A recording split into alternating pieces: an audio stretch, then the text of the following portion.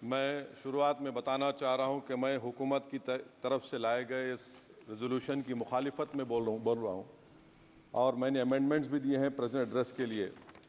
और चेयरमैन साहब, आप उर्दू को जानते हैं, किसी एक शायर ने शायद बरसर इक़्तिदार जमात के लिए ये शेर कहा होगा कि उसूल बेचकर मसनद ख़रीदने वालों, निगाह अहले वफ़ा में बहुत हक़ीर हो तुम, वतन का पास तुम्हें था न होगा कभी, कि अपने हिर्स के बंदे हो बेज़मीर हो तुम, इज़्ज़त नफ्स किसी शख्स की महफूज नहीं, अब तो अपने ही निगहबानों से डर लगता है, डंके की चोट पे जालिम को बुरा कहता हूँ, मुझे सूली से न जिंदानों से डर लगता है।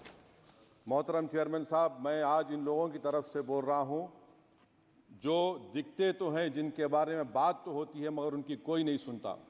मैं उनके बारे में बोल रहा हूँ जिनके बारे में वज़ीर आज़म मोदी ने कहा था कि घुसपैठी है। मैं उन बेटियों और माओं के बारे में कह रहा हूँ जिनके बारे में मोदी ने कहा कि ज़्यादा बच्चे पैदा करते। मैं उन मासूम नौजवानों के बारे में कह रहा हूँ जिनको मॉब लिंचिंग के ज़रिए मारा जा रहा है।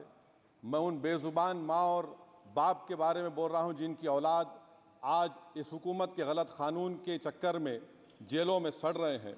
सर, मैं दस्तूर जब इस ऐवान में बन रहा था, संविधान बन रहा था, तो उस वक्त अलहदा वोटर लिस्ट और इंतखाबी रिजर्वेशन की बात आई, तो उस वक्त के हमारे फाउंडिंग फादर्स ने, हमारे बुजुर्गों ने, दोनों समुदाय के हिंदू और मुसलमानों ने फैसला किया कि हम इस पर राज़ी नहीं होंगे। बल्कि उन्होंने क्या कहा था हमारे फाउंडिंग फादर्स ने, उन्होंने मुखालिफत की थी अलहदा वोटर लिस्ट की और इंतखाबी रिजर्वेशन की। उन्होंने कहा था, I quote sir, it is the duty of majority community to ensure that minorities are elected in the representative numbers. BJP मुसलमानों की नफरत पर जीतती है और मुसलमानों के नाम निहाद मसीहा मुसलमानों के 90% ज़्यादा वोट हासिल करते हैं, मगर फिर भी इस ऐवान के दरवाजे नहीं खुलते मुसलमानों के लिए, और सिर्फ 4% मुसलमान जीत कर आते हैं। सर, संविधान सिर्फ एक किताब नहीं है जिसे चूमा जाए, संविधान एक किताब नहीं है जिसे दिखाया जाए, संविधान एक सिंबल भी है, मगर संविधान एक हमारे बुजुर्गों के ख्वाबों की किताब है। हमारे जमहूरियत को हमारे बुजुर्गों ने इस तरह समझा, हमारे फाउंडिंग फादर्स ने इस तरह जमहूरियत को समझा कि इसमें हर समुदाय और मजहब और समाज के मानने वाले लोगों की राय को शामिल किया जाएगा इस मुल्क को चलाने के लिए। मगर इस ऐवान में सिर्फ 4% मुसलमान जीत कर आते हैं। मैं संविधान से जो मोहब्बत के दावे करते हैं उनसे कहूँगा कि कभी उठाकर पढ़ो कॉन्स्टिट्यूंट असेंबली डिबेट्स में कि नेहरू ने, H.C. मुखर्जी ने, सरदार हुकुम सिंह ने माइनॉरिटीज़ के बारे में क्या कहा था। सर, वतन अजीज़ का मुस्तकबिल कैसा होगा जब बीजेपी मुझे गायब करना चाहती है और दीगर हिज़्ब इख्तिलाफ की पार्टियां के लिए मेरा वजूद सिर्फ वोट डालना और अपनी खबर में जाकर सो जाना है। इसीलिए आप देखते हैं कि समाजी इंसाफ है सर कि 4% मुसलमान जीत कर आते हैं। सर, इस ऐवान में ओबीसी समाज के एमपी अब अपर कास्ट के एमपी के बराबर हो चुके हैं। ओबीसी समाज के एमपी अब अपर कास्ट एमपी के बराबर हो चुके हैं और 14% मुसलमान सिर्फ 4% जीत कर आते हैं। CSDS का डेटा ये बताता है कि इस मुल्क में जो वोट बैंक है, जो एक मुश्त वोट डालता है, वो अपर कास्ट का है। मुसलमान का कभी ना वोट बैंक था ना कभी रहेगा। सर, 4 जून के बाद 6 मुसलमानों की मॉब लिंचिंग हुई, 11 घरों को मध्य प्रदेश में मोदी के बुलडोजर ने निस्तो नाबूद कर दिया। हिमाचल प्रदेश में एक मुसलमान की एक दुकान को लूट लिया गया और हिज़्ब इख्तिलाफ की पार्टियों की तरफ से सन्नाटा है।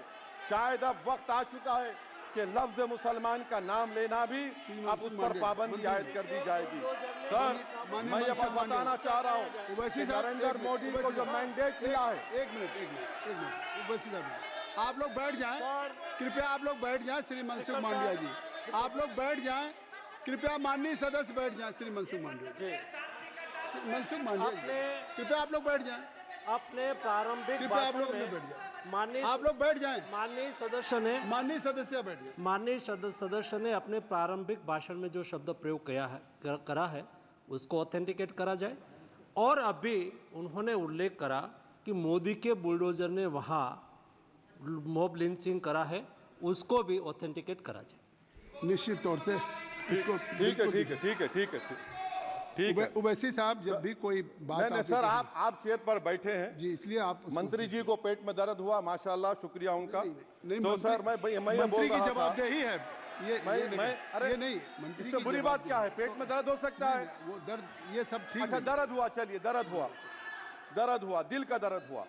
तो सर, जो नरेंद्र मोदी को मैंडेट मिला है वो सिर्फ और सिर्फ मुसलमानों की नफरत पर और हिंदुत्व की वजह से मिला है।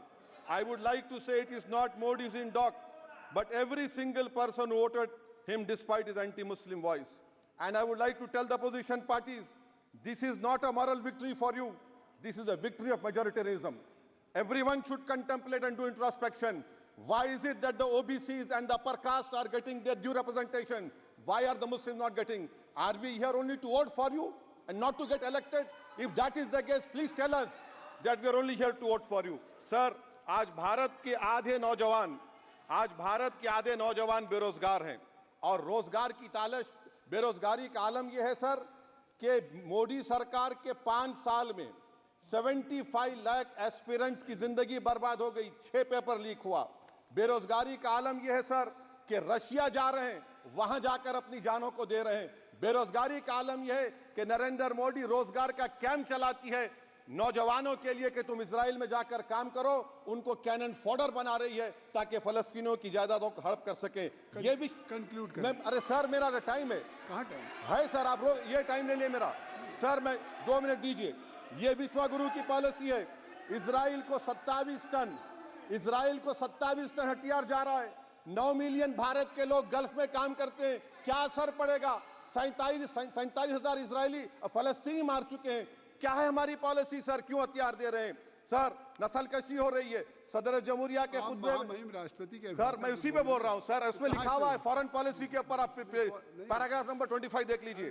सदर जमहूरिया में सैचुरेशन अप्रोच है। क्यों नहीं मोदी सरकार माइनॉरिटीज को तीनों स्कॉलरशिप को डिमांड करती है सर, उसको आपने बजट कम कर दिया। सर बनारस का बुनकर 18 महीने से मंडी का शिकार है, सूरत और बेंगलुरु जा रहा है। सर आखिरी बात कंक्लूड कर रहा हूं, आखिरी बात सर, पनून केस में निखिल गुप्ता, मोदी ने कहा था कि हम घर में घुसकर मारा, तो निखिल गुप्ता को किसने ऑर्डर दिया था पनून को मारने का? अगर नहीं दिया तो उसको बचाइए, और अगर दिया नहीं तो फिर उस पर पीएमएलए क्यों नहीं लगाते? और सर समाप्त करो। कमेटी बनाई आपने, उसका क्या हुआ? सर हम एससीओ को नहीं जा रहे। सर मैं आपको बता रहा हूं कि मैं अपनी इस तकरीर को टीपू सुल्तान की नजर, सुनिए सर, अब हो गया खत्म कर रहा हूं सर। मैं अपनी तकरीर को टीपू सुल्तान के नजर कर रहा हूं। ये टीपू सुल्तान की फोटो है, क्या आप इससे भी नफरत करेंगे?